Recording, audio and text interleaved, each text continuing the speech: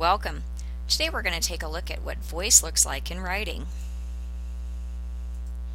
The purpose of writing, regardless of what kind of writing that it is for the writer to get ideas across to the reader.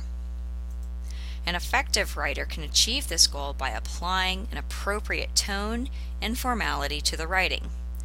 Those are the two elements that make up voice, tone and formality. Let's take a look at an example of strong use of voice. This here is a letter from a grandson to a grandmother. To my dear grandmother Juliana, we have arrived on a miserably windy day in New York where the weather threatens to freeze us on board the ship, then suggested to murder us on Ellis Island. Although the people here are nice enough, the climate is more frigid than anything at home in sweet, warm Italy. You will be pleased to hear that we are all settled into a small apartment in New York, and Joseph and I have both found work on the docks. Our pay is lower than we had hoped, but enough for room and board for the whole family. Not the land of milk and honey, America is certainly a place of opportunity. Joseph and I will save for opening a business next spring when we will make our fortune. Hard work and sacrifice will see us through. Yours truly, Marcello. So we can see here the two elements of voice. We can see tone and we can see formality. We can tell by the formality of the piece that the writer has a great respect for the reader, the grandmother Juliana. We can also tell from the tone that the information that's being sent is important personal information. This is not the kind of information that a person might send to their employer or to someone that they don't know. This is an example of strong voice. It would be used in this particular setting, just as voice is going to change for different settings and different kinds of writing. Let's take another example of voice here. Have you ever appreciated a sunny taste explosion for lunch? Imagine this: sweet, creamy camembert cheese melting in your mouth and crunchy, tart apple slices snapping with freshness at each bite. No sandwich stands the test of time for being more satisfying or well-balanced than a grilled cheese with apple. Now we can see here that the voice is very, very different from the last piece. So therefore the tone and the formality are very different. This is quite an informal piece. It's very descriptive and has a bit of an advertising quality to it. As well, the tone is very different. It's very descriptive, it's very enthusiastic. It's different from the previous piece that we read, but it's still an example of strong voice. Now, what happens when we have weak voice that's included in a piece of writing? An ineffective writer may miss the goal of communicating well to the reader by failing to employ the correct tone and formality for a particular piece of writing. As you've seen so far, each piece of writing requires a slightly different tone and a slightly different formality. Here's an example of weak voice.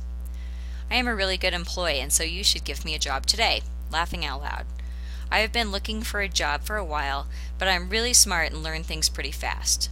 By the way, if I was you, I would definitely hire me and hook me up with a sweet job with good pay and benefits.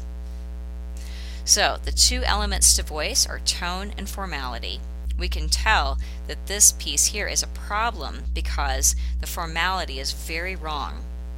The writing that this writer has used here is way too informal.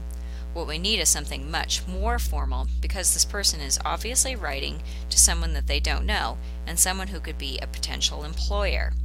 So this is an example here of weak voice. This piece would not go across well to the reader. Here's another example of weak voice.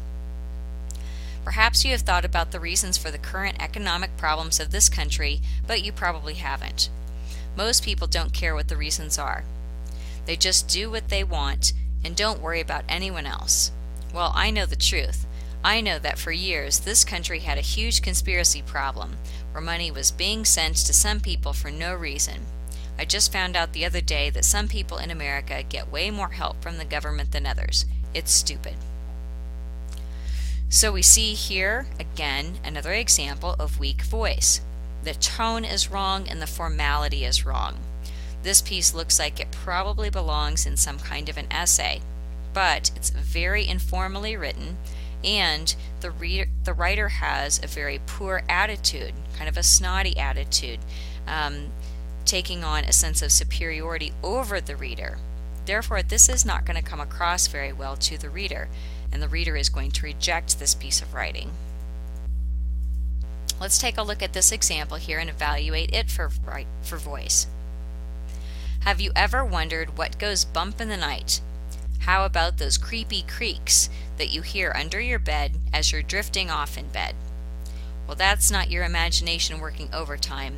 No, those are ghosts, and they're hiding in your closet and under your bed to infiltrate your dreams and make you one of them, a flimsy, dead spirit wandering from place to place to haunt the living. So when we're looking at voice, we need to look at tone and we need to look at formality.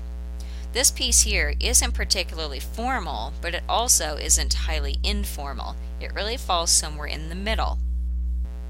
For tone, it's pretty scary. It's pretty creepy. This writer is suggesting that the reader has ghosts in the closet and under the bed. That can be pretty scary for some readers. So this has a very different voice. Depending upon the way that this piece is used, it might work. It just depends on the purpose of this particular piece of writing. So what do you do with this information? Make sure that you read and understand every writing assignment. Make sure that you understand what kind of tone that you should use and what kind of formality that you should use. As well, make sure that you understand the purpose of the piece of writing. Grasp that writing purpose and make sure that you are trying to achieve that purpose and not slipping off track.